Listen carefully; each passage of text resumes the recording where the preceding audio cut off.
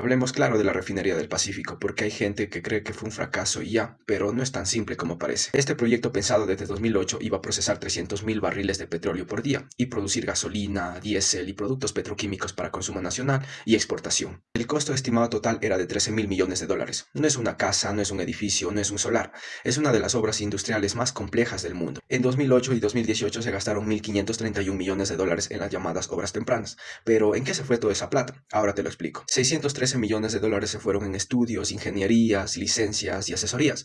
678 millones se fueron en preparar el terreno, una explanada de 540 hectáreas. Tú sabes la magnitud de ese terreno. Aparte de eso, un acueducto, vías de acceso y campamentos. 83 millones de dólares se fueron en gastos operativos y compensación social, porque había gente que estaba habitando en ese lugar. Entonces no era simplemente de expropiarse y de mandarles a la de Dios, sino que había que darles una compensación social. 157 millones de dólares se fueron en impuestos y todo eso es lo que se necesita antes de poner una sola columna. El problema es que nunca se consiguió el financiamiento para los 10.000 millones de dólares restantes. Se intentó 2 veces con China, pero no se concretó. Y en 2012 el entonces vicepresidente Jorge Glass ordenó iniciar las obras tempranas sin tener dinero asegurado.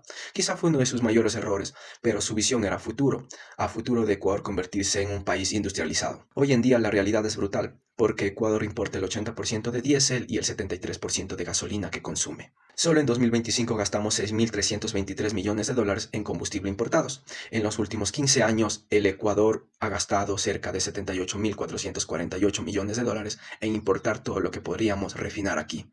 Porque producir un galón de combustible en Ecuador es 30% más barato que importarlo. Pero ¿a quién le conviene que esa refinería del Pacífico no se construya? Pues a los importadores de combustible. No voy a mencionar esas empresas ya que puedo estar en peligro de sufrir nuevamente una censura, pero tú puedes investigarlo. Ellos ganan millones de dólares cada año importando combustibles que podríamos producir aquí en Ecuador.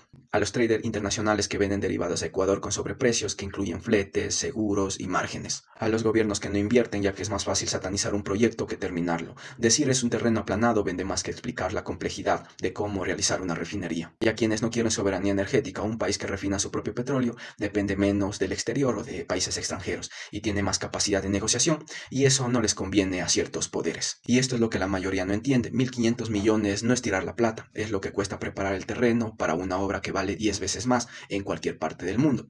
Esa inversión inicial es muy necesaria para poder iniciar una obra como la de esa magnitud. Las refinerías no se construyen en 4 años, una obra de esa magnitud toma entre 8 y 10 años desde que se concibe hasta que se opera. El dinero no solo se perdió en papel, se pagaron estudios de ingeniería que son obligatorios, diseños que definen cómo será la planta y obras físicas que aún están ahí, como la explanada, el acueducto y el campamento. En conclusión, lo que se perdió fue la oportunidad. Hoy la gasolina está por las nubes y esa refinería podría haber producido combustible barato y generado más empleo para nuestro país, y Ecuador se hubiera convertido en un país más industrializado.